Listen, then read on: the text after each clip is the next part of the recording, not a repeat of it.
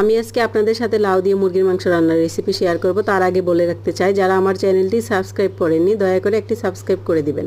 এখানে আমি চিকেন ধুয়ে রেখেছি, লাউ কেটে নিয়েছি। চুলার মধ্যে একটি কড়াইয়ের মধ্যে পেঁয়াজ দিয়ে দিলাম, তেলের মধ্যে দিয়ে দিলাম এলাচ, দারচিনি, তেজপাতা।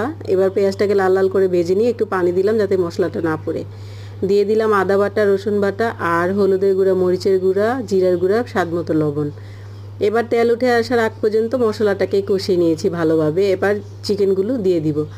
চিকেনগুলো দিয়ে ভালোভাবে নেড়ে চেড়ে মশলাটাকে একেবারে মাংসর সাথে মিশিয়ে ঢাকনা দিয়ে ঢেকে দিব।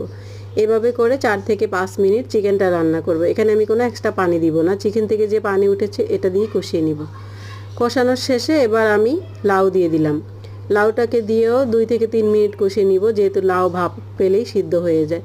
দেখেন এই যে সুন্দর মতো লাউটা কষানো হয়ে গেছে। এবার আমি পরিমাণ মতো জল দিয়ে দিব। যেহেতু লাউয়ের তরকারি আর লাউ থেকে জল বের হয়, জল বেশি দিব না, অল্প পরিমাণে দিব। সবশেষে 2টো কাঁচামরিচ দিয়ে দিলাম। এই কাঁচামরিচের ফ্লেভারটা কিন্তু অসাধারণ ছিল।